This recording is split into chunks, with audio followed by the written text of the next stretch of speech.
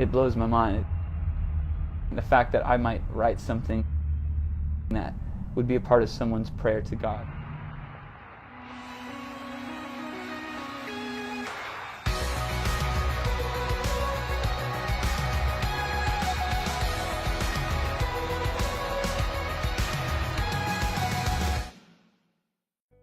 Well, thank you so much for sitting down with us. We really appreciate it.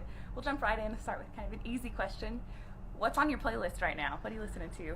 We always have worship music going on in the house. It's like we love like Elevation and Bethel and Jesus, all the stuff you guys probably love here, you know. And kind of along the same lines of that, who would you say are some of your biggest musical influences?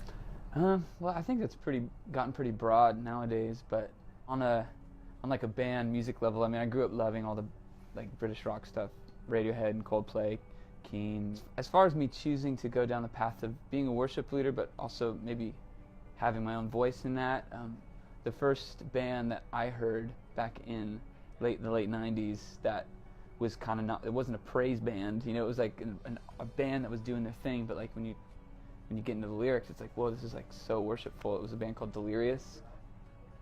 And so I remember when I first heard some of their records, I just thought, wow, if they can do it, maybe I can too, you know, like make music that is as creative as I want it to be, but lyrics that are just undoubtedly just vertical and pointing to the Lord. Can you tell me a little bit about your writing process? How do you get motivated to begin writing, and what's just the process from phase one to the end? Well, I think when you're a songwriter and there's something inside of you it's just like you have to do it. When external circumstances like provide some like a unique view on something or a fresh view on God or some aspect of Him, when I kind of see it from a different perspective, it like creates this big need to want to like record that new perspective in a song.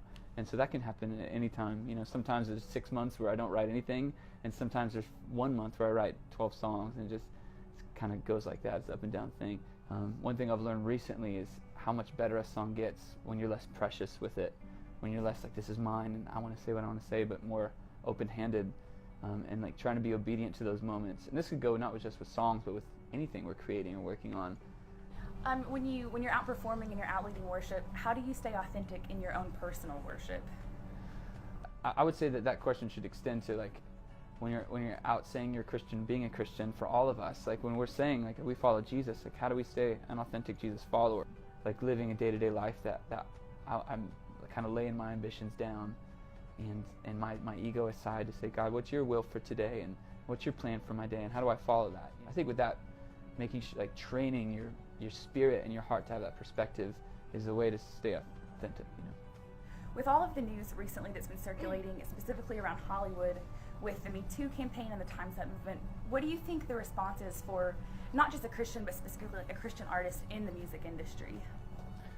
Well, I think my responsibility specifically, I mean, I'm called first and foremost I'm a worship leader. Whether it's in Hollywood or at Lee University, like I'm just trying to be faithful to that calling where I want to write music and create music is a massive honor, and I'll do it as long as God will let me to. I love it.